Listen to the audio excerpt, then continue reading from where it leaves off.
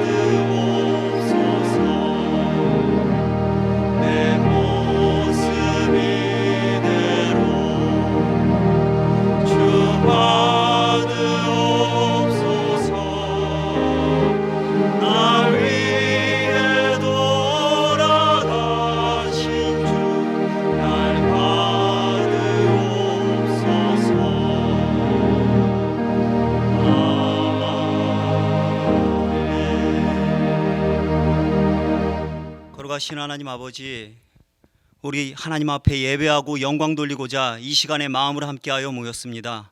이 시간 우리가 함께하는 마음을 모은 이 시간을 하나님께서 기뻐 받아주셔서 온전히 아버지께서 영광 받으시는 참된 예배의 시간이요 평안의 시간 될 수 있도록 도와주시옵소서. 우리 주 예수 그리스도 이름으로 기원합니다. 하늘에 계신 우리 아버지여, 이름이 거룩히 여김을 받으시오며 나라에 임하옵시며 뜻이 하늘에서 이룬 것 같이 땅에서도 이루어지이다. 오늘날 우리에게 일용할 양식을 주옵시고 우리가 우리에게 죄 지은 자를 사하여 준 것 같이 우리의 죄를 사하여 주옵시고 우리를 시험에 들게 하지 마옵시고 다만 악에서 구하옵소서. 나라와 권세와 영광이 아버지께 영원히 있사옵나이다. 아멘. 말라기 4장 1절로 3절까지 말씀입니다. 함께 읽겠습니다. 만군의 여호와가 이르노라. 보라, 극렬한 풀무불 같은 날이 이르리니 교만한 자와 악을 행하는 자는 다 초계 같을 것이라. 그 이르는 날이 그들을 살라 그 뿌리와 가지를 남기지 아니할 것이로되 내 이름을 경외하는 너희에게는 의로운 해가 떠올라서 치료하는 광선을 발하리니 너희가 나가서 외양간에 나온 송아지같이 뛰리라. 또 너희가 악인을 밟을 것이니 그들이 나의 정한 날에 너희 발바닥 밑에 재와 같으리라. 만군의 여호와의 말이니라. 우리 교회는 은혜의 공동체입니다. 교회를 은혜의 공동체라고 말하는 건 은혜가 아니고서는 도무지 유지가 될 수 없는 공동체이기 때문에 그렇습니다. 교회에 오는 사람들이 보면은 여러 가지 천차만별의 모양이 있죠. 뭐 잘난 사람들이 모이는 것이 아니라 각양각색의 사람들이 교회에는 모입니다. 어떤 잘난 사람이나 특출난 사람들을 모아서 그리스도의 몸을 세운 것이 아니라 그냥 거리에 있는 사람들 누구나 어떤 사람이든지 다 그리스도 안에 모여서 여러 가지 모양의 사람들이 모인 곳이에요. 성질이 사나운 사람도 있고 뭐 굉장히 자존감이 떨어진 사람도 있고 여러 모양의 사람들이 교회에는 모입니다. 그런데 그들이 하나의 공동체로 이렇게 모일 수 있는 유일한 하나의 포인트는 뭐냐면 은혜입니다. 우리는 은혜 받은 심령이 있기 때문에 그리스도의 몸이요 교회라는 존재로 모일 수가 있는 거예요. 그래서 이렇게 혹여는 사람들이 착각을 해서 세상 사람들이 성도들에게 그런 얘기를 많이 합니다. 교회 다니는 사람이 나쁜 사람 더 많아. 어떻게 보면 맞는 말입니다. 교회에 나오는 사람들은 세상에서 상처받고 고통받은 사람들뿐만 아니라 자기가 죄인임을 깨닫고 나오는 사람들도 있고 여러 모양의 사람들이 모여서 은혜 받은 심령으로 하나의 공동체를 이루고 그리스도를 닮아가고자 애쓰는 사람들, 그런 사람들이 모인 곳이 교회예요. 그래서 교회가 유지되기 위해서는 하나의 절대적인 조건이 있습니다. 그 모든 심령들이 은혜 받은 심령이어야 된다는 절대 조건이 있어요. 우리는 처음부터 그리스도의 양이었던 존재가 아닙니다. 보통 이제 예수의 양이라고 그러죠. 어린 양. 하나님 주께서 목자가 되셔서 돌보는 어린 양이라고 그렇게 얘기를 많이 합니다. 그런데 교회에 나온 사람들은 처음부터 양이 아니었어요. 세상에서 똑같이 부딪히고 싸우는 이리 같은 사람들이고 늑대 같은 사람들이었습니다.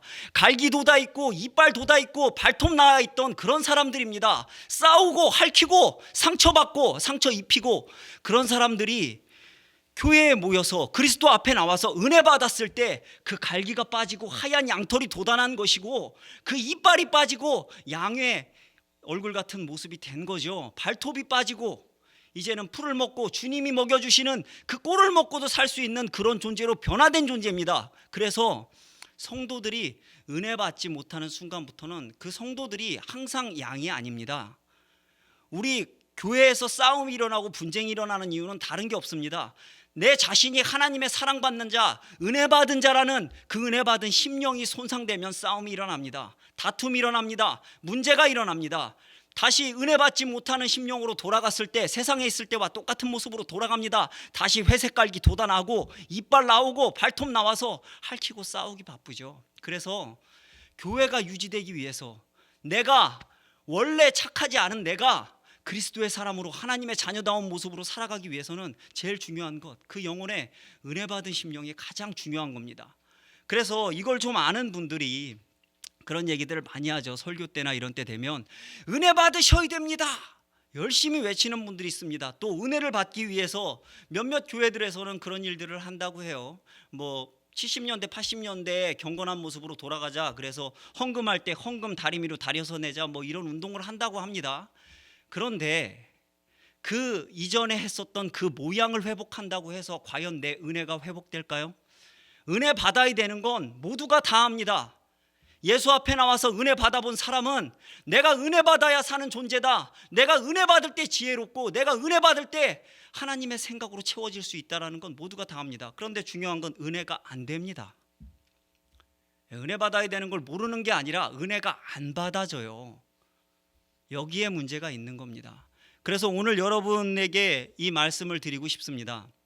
우리가 은혜 받은 심령으로 다시 회복되어지고 교회가 교회다운 모습으로 만들어져 가기 위해서, 그 은혜 받은 심령으로 돌아가기 위해선 성경에서 말하는 절대적인 전제 조건이 있어요. 성경 전체에서 말하고 있는 은혜 받은 자의 전제 조건이 있습니다. 오늘 본문에도 나옵니다. 오늘 본문에 보면 1절에는 하나님이 공의의 심판으로 모든 것을 다 심판하실 거라고 얘기를 해요.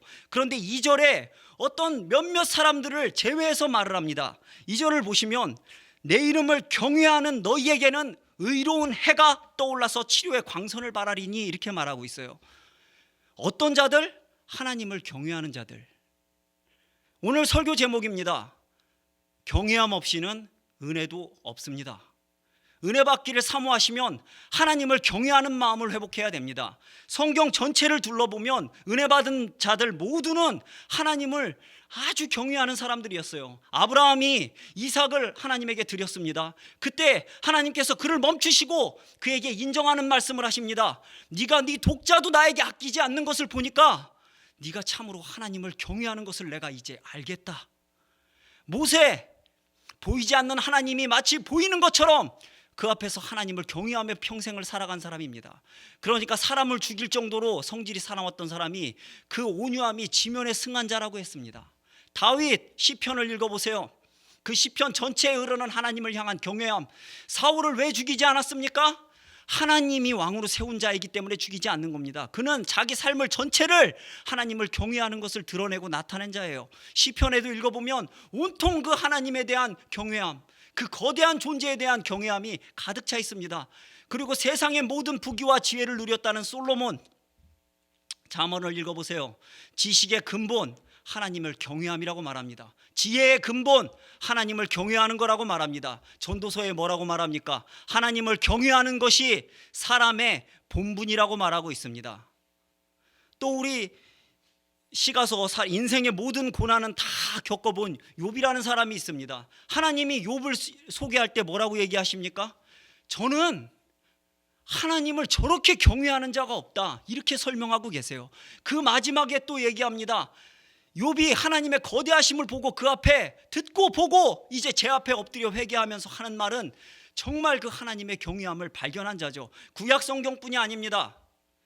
신약 성경에도 하나님의 은혜를 받은 자, 그에게 긍휼함을 입은 자, 그 자비함을 입은 자들은 하나님을 극도로 경외하는 사람이었어요. 사도행전 10장에 보면 고넬료라는 사람이 나옵니다.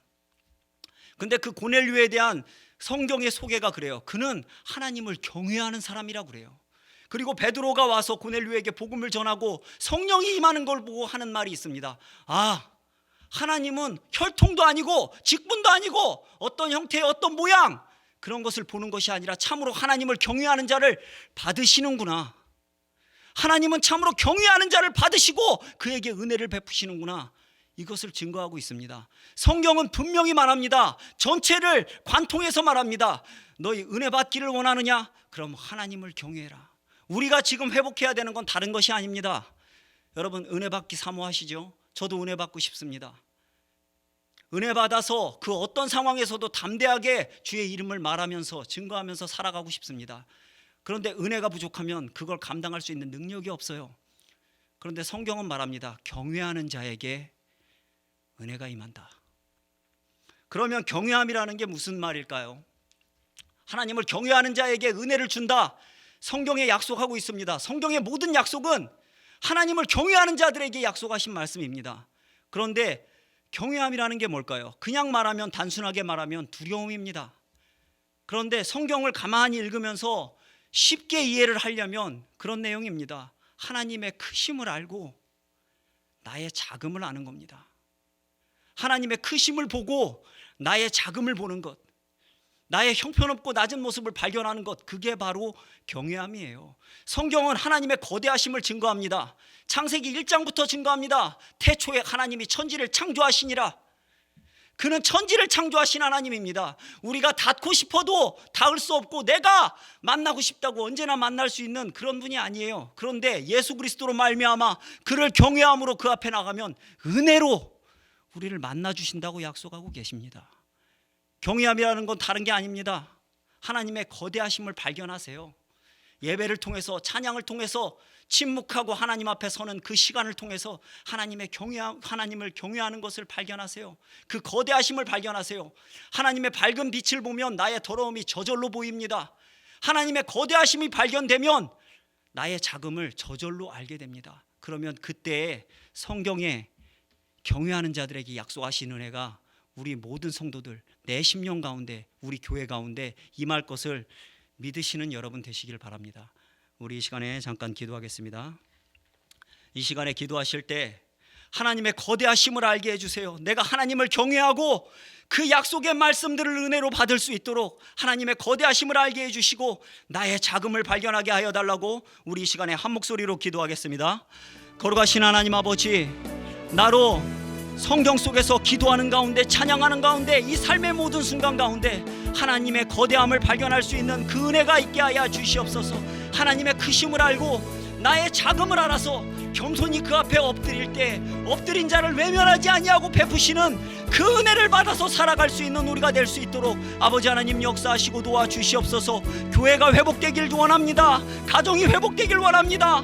내 심령이 하나님 앞에 거룩한 심령으로 거듭나길 원합니다. 그 은혜 받은 심령으로 회복될 수 있도록 하나님의 크심을 발견하게 하시고 겸손히 그 앞에 엎드리는 우리 모든 성도가 될 수 있도록 성령께서 감동하시고 이끌어 주시옵소서. 저항할 수 없는 그 은혜로 우리를 사로잡아서 주님 앞으로 인도받는 거룩한 의의 길로 인도받는 우리 성도와 교회와 가정이 될 수 있도록 아버지 하나님 역사하시고 인도하여 주시옵소서.